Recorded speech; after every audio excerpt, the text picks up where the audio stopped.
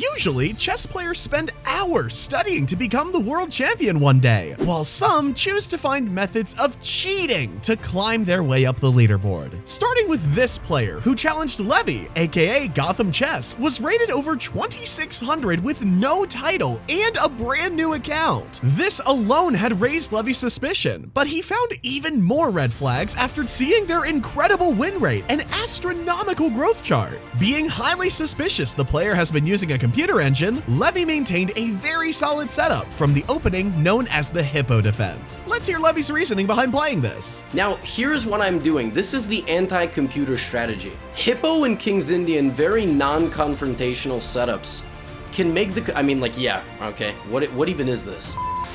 Very non-confrontational setups like the Hippo, where you basically just do a whole bunch of nothing and you just wait for the opponent to push a pawn and then close the position, is how you should beat computers. I'm not doing anything. I'm waiting for a pawn push so I can lock the structure. So Levy has a very smart plan, because computers struggle to make progress in close positions, which is exactly what Levy's taking advantage of against his opponent. One thing he takes note of during the game is how long his opponent takes per move. Generally, if an opponent plays almost every move within the same time frame, it gives cheating vibes, because they're likely checking back and forth between the game and the engine. Once Levy's opponent advances the pawn to a5, Levy immediately starts locking up the position. Now his opponent moves his knight back to e2, which gives Levy another opportunity to lock up the center. Even though the position is closed in the center and queen side, Levy is still under heavy pressure on the king side, so he'll need to play very carefully and quickly. His opponent plays knight f4, bringing in all of his minor pieces towards the king side, which leaves Levy no other option than to sacrifice the exchange. Now, it's quite obvious white needs to recapture the rook, but obviously Levy's opponent has no idea why they played knight f4, so they need to input it into the computer. A mere 20 seconds later, they finally respond with bishop takes f4. Now, his opponent plays very strangely with rook f1, c3, and knight h2,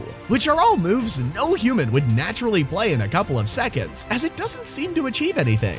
Levy's opponent is clearly much better in this position, but it is now down to their last 20 seconds, which means the hopes are high for Levy. Levy sort of just cocoons all his pieces near his king to protect everything, while his opponent anxiously, with under 20 seconds, starts bringing all of their pieces to the king side. Now, his opponent is too low on time to plug in moves into the engine, so they start playing themselves. And guess what? All of a sudden, after playing like a total maniac, they start blundering pieces. This allows Levy to safely secure the win, after which the player got banned shortly after.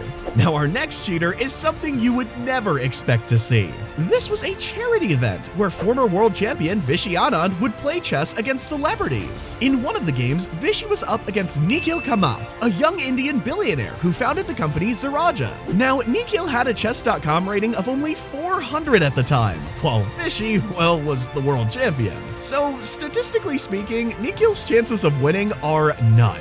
In their game, Vishy was better in the opening. However, this would not last long.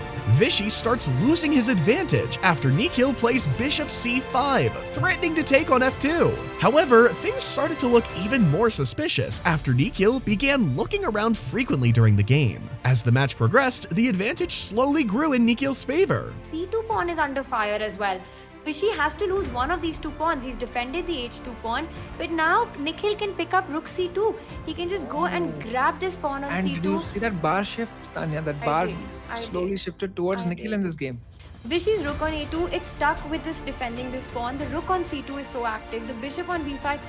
Vishy is a pawn up, and I think he will find a way to convert this, but not so easy and not so clear to see how. After Vishy exchanges the bishops, Nikhil's pieces are far too active and close to Vishy's king. Nikhil is threatening mate soon after taking on h2, but Vishy tries one last bit of hope with queen e8 check, picking up the knight. But being a piece up was simply not enough in this position for Vishy. Nikhil continues with the best move, queen c5, forcing Vishy to move his king to h1, as moving to f1 would result in checkmate. After rook c1 check, knight d1, and queen takes d5, Nikhil now has a double attack on the rook and knight, which Vishy unfortunately can't stop, so he resigns as a respectful gesture. Shortly after the event, Nikhil's chess.com account was banned, and even more surprising, two other players Vishy went up against in the charity event also got their accounts banned for cheating. The next game features none other than the GOAT himself, Magnus Carlsen. Magnus was matched up against 2100 rated player Alexander.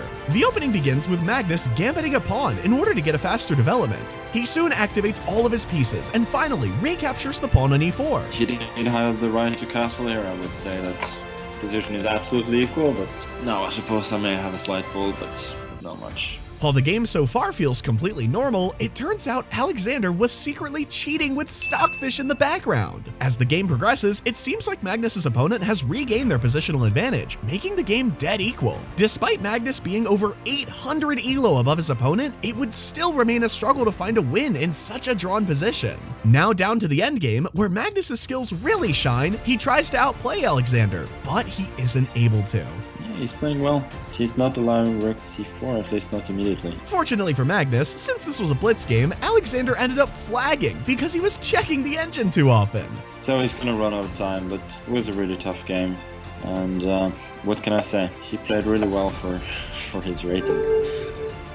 There's no doubt about that. Even Magnus complimented Alexander for playing really well, not knowing that he was technically playing Stockfish. Now in this next game, Hikaru gets absolutely demolished by this cheater who played with a whopping 99.4% accuracy. Hikaru begins the match with knight f3, and the game soon transposes into the Tartakower attack, in which Hikaru's opponent tries to cling on to their c4 pawn. Hikaru attempts to disrupt the pawn chain, but his opponent finds an intermediate move, bishop f5, misplacing Hikaru's queen to b2. What am I doing? This opening is horrible, by the way. The pawns are exchanged, after which Black goes straight for the queenside attack. A couple moves later, Hikaru thinks his opponent has simply hung the c6 pawn and reluctantly takes it. Isn't that a free pawn, or am I stupid? However, this was all a part of his opponent's plan. Or should I say, Stockfish's plan.